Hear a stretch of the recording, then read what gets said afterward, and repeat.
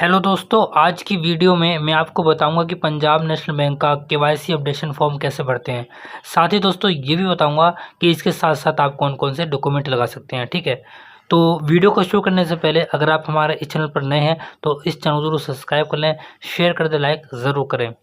देखिए, सबसे पहली बात आप ये समझ लीजिए, अगर आपने बाहर अकाउंट खुलवाया है छोटी ब्रांच से, जो कि पंजाब नेशनल बैंक वाले जो अथॉरिटी देते हैं उनको, छोटी ब्रांच को, कि आप अकाउंट खोल सकते हैं। अगर आपने वहाँ से अकाउंट खुलवाया तो आपको वहाँ पर जाना होगा और केवाईसी फॉर्म पर मोहर लगवाकर अटैच करवाकर आप मेन ब्रांच में जमा करवाएंगे, जो कि बड़ी ब्रांच होती है पंजाब नेशनल बैंक की, वो आप जानते होंगे। ठीक है, जहाँ की भी आप ब्रांच है वहाँ पर जाकर आप जमा करा सकते हैं।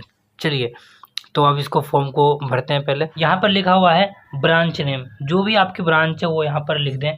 जैसे कि मेरी यमुना विहार की ब्रांच है तो मैंने यमुना विहार लिख दिया। ठीक है, आप इसे कैपिटल में लिख सकते हैं, कोई ज़रूरी नहीं है। ठीक है, आप कैपिटल लेटर में लिखें या फिर आप स्मॉल लेटर में लिखें, कोई मैंडेटरी नहीं है।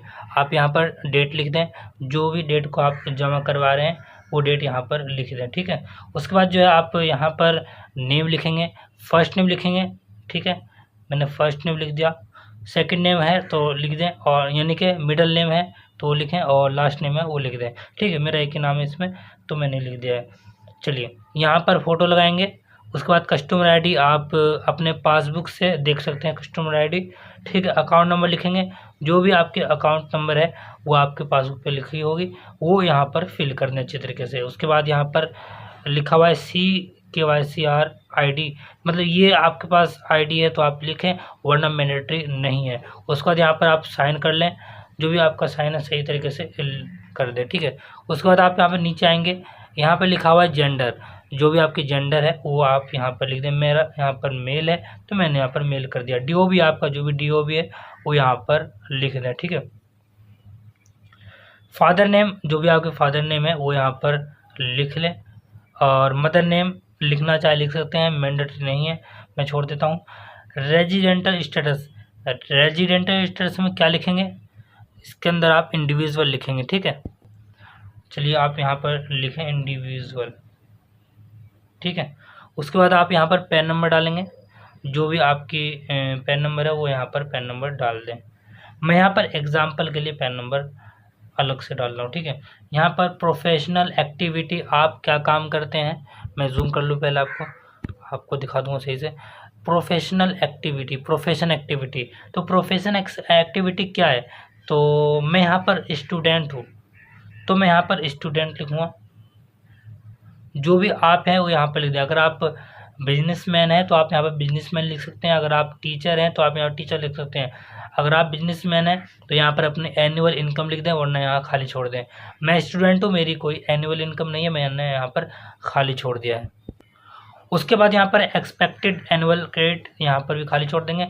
स्पाउस नेम, अगर आपकी शादी हो गई है, हाँ ठीक है, अगर आप वाइफ हैं तो आप यहाँ पर हस्बैंड का नाम लिखेंगे, अगर आप हस्बैंड हैं तो यहाँ पर वाइफ का नाम लिखेंगे। ठीक है, उसके बाद नीचे आएंगे, यहाँ पर लिखा हुआ है एड्रेस, एड्रेस की डिटेल डालनी है। यहाँ पर लिखा हुआ है देखो OVD, OVD होता क्या है, देखिए OVD की पहले फुल फॉर्म जान लेते हैं ताकि अच्छी तरीके से आपको ये वाली लाइन आपको समझ में आ जाए। OVD होता क्या है, देखिए OVD की फुल फॉर्म है ऑफिशियली वैलिड डॉक्यूमेंट। ठीक है, OVD की बहुत सारी फुल फॉर्म है, लेकिन इस बैंक के अंदर जो है वो क्या आता है, OVD की full form officially valid document, यानी कि ऑफिशियली वैलिड डॉक्यूमेंट के अंदर क्या क्या आता है। ये OVD एक ग्रुप है, इसके अंदर कौन कौन से डॉक्यूमेंट एक्सेप्टेबल है वो यहाँ पर दे रखा है OVD के अंदर। तो OVD के अंदर आपका आधार कार्ड आ जाएगा, DL आ जाएगा, वोटर ID कार्ड आ जाएगा, नरेगा जॉब कार्ड आ जाएगा। ठीक है, ये सारे डॉक्यूमेंट OVD के अंदर आ जाएंगे, उनमें से आप एक यहाँ पर लिख सकते हैं। जैसे कि मैं यहाँ पर आधार कार्ड दे रहा हूँ तो यहाँ पर मैं आधार का लिख दूंगा। ठीक है, उसके बाद जो है आप यहाँ पर OVD नंबर, यानी कि आप यहाँ पर आधार नंबर दे देंगे, जो भी आपका आधार नंबर है वो यहाँ पर आप फिल कर दें। ठीक है, उसके बाद लिखा हुआ इशू डेट, देखिए आधार कार्ड पर है ना इशू डेट लिखा होता है, तो आप आधार कार्ड पे देखकर इशू डेट देख लें।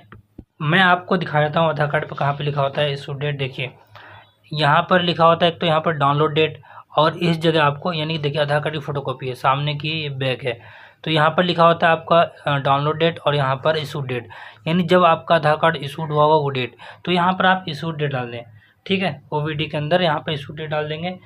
उसके बाद जो है तो मेरा इशू डेट जो है वो 23/7/2017, ठीक है, इस दिन मेरा इशूड हुआ था आधार कार्ड। और एक्सपायरी डेट तो होता नहीं है, तो यहाँ पर आप खाली छोड़ देंगे। मान के चलो आप DL दे रहे हैं यानी ड्राइविंग लाइसेंस दे रहे हो, तो आप यहाँ पर ड्राइविंग लाइसेंस लिखेंगे, यहाँ पर ड्राइविंग लाइसेंस यानी कि DL नंबर लिखेंगे यहाँ पर। उसके बाद यहाँ पर इशू डेट भी होती है उस पर और एक्सपायरी डेट भी होती है, तो आप यहाँ पर इशू डेट लिख देंगे और यहाँ पर एक्सपायरी डेट लिख देंगे। इसी तरीके से अगर आप पासपोर्ट डालें तो पासपोर्ट नंबर आ जाएगा यहाँ पर और इशूड और यहाँ पर एक्सपायरी। समझ गए आप? चलिए आगे नीचे चलते हैं। यहाँ पर एड्रेस फिल कर देंगे, पूरा एड्रेस जो भी आपका एड्रेस है वो यहाँ पर फिल कर दें, ठीक है। तो मेरा एड्रेस D444, ठीक है, B ब्लॉक। आप यहाँ पर अच्छी तरीके से अपना एड्रेस लिख दें। उसका डिस्ट्रिक्ट आप जो भी आपका डिस्ट्रिक्ट है वो डिस्ट्रिक्ट यहाँ पर लिख दें। मेरे यहाँ पर डिस्ट्रिक्ट जो है गोंडा है और स्टेट दिल्ली है, तो यहाँ पर लिख दिया है। पिन नंबर 201103, जो भी आपका पिन नंबर यहाँ पर कर दें। यहाँ पर लिखा हो कम्युनिकेशन एड्रेस, ठीक है। यहाँ पर जो है इफ़ डिफरेंट, अगर अलग है तभी लिखें। यहाँ पर लिखा हुआ communication address if different from OVD, यानी कि OVD ये इससे अगर डिफरेंट है तो आप यहाँ पर लिखें, वरना आप यहाँ पर सेम एज एबव ये आप लिख सकते हैं, ठीक है। चलिए उसके बाद नीचे आएंगे, यहाँ पर ऑथेंटिकेशन देंगे, यस करेंगे। उसके बाद यहाँ पर सिग्नेचर कर लेंगे अपने। यहाँ पर सिग्नेचर करने के बाद यहाँ पर कॉन्टैक्ट नंबर डाल देंगे, ठीक है, और यहाँ पर ईमेल आईडी डाल देंगे आप अपनी, जो भी आपकी ईमेल आईडी है वो यहाँ पर ईमेल आईडी फिल कर दें, ठीक है। इसके बाद जो आप नीचे की तरफ आएंगे, लिखा हुआ है फॉर ऑफिस यूज़ ओनली, तो इसके अंदर जो है आप नीचे की तरफ जो देख रहे हैं ये ऑफिस वालों का काम है, आपको यहाँ पर कुछ नहीं करना, ठीक है। ये फॉर्म मैंने आपको भरना सिखा दिया, ठीक है। अब ये समझ लेते हैं इसके साथ साथ कौन कौन से डॉक्यूमेंट लगेंगे। देखिए इसके साथ आप पासबुक लगाएंगे, पासबुक की फ़ोटोकॉपी लगाएंगे और आधार कार्ड की फ़ोटोकॉपी लगाएंगे, ठीक है, और पैन कार्ड की फ़ोटोकॉपी लगाएंगे। ये 3 डॉक्यूमेंट तो लगने हैं। चलिए इसके बाद जो है आपको दिखा देता हूँ। देखिए सबसे पहले आप यहाँ पर देख रहे होंगे आधार कार्ड, ठीक है, ये आधार कार्ड की फ़ोटोकॉपी करवाएंगे और ये 3 काम हर फोटोकॉपी पे होंगे। सिग्नेचर करने अपने, ठीक है, उसके बाद यहाँ पर अकाउंट नंबर लिखना है, उसके बाद यहाँ पर मोबाइल नंबर लिखना है और छोटी ब्रांच में जाकर इसे अटैच करवा लेना है और मेन ब्रांच में जमा कराना है। अगर आपका अकाउंट छोटी ब्रांच से खुला है तो, अगर आपका अकाउंट मेन ही ब्रांच से खुला है, छोटी ब्रांच से नहीं खुला है, तो आपको अटैच कराने की ज़रूरत नहीं है, सीधा आप मेन ब्रांच में ये तीनों काम करके जा सकते हैं, ठीक है। देखिए ये तो आगे मेरी ब्रांच में, यानी मेरी ब्रांच जो है वो ये तीनों मांगते हैं, ठीक है, ये तीनों मांगते हैं हर पेज पर। आपसे रिकमेंड करूँगा कि आप जो है अपनी ब्रांच में ही जाकर पूछ लें कि ये तीनों लिखना है नहीं लिखना। देखिए सिग्नेचर तो हर उस पर करना है, हर फोटोकॉपी करना है, लेकिन ये दोनों के लिए आप ज़रूर वहाँ पे पूछ लें कि अकाउंट नंबर लिखना है नहीं लिखना, मोबाइल नंबर लिखना है नहीं लिखना।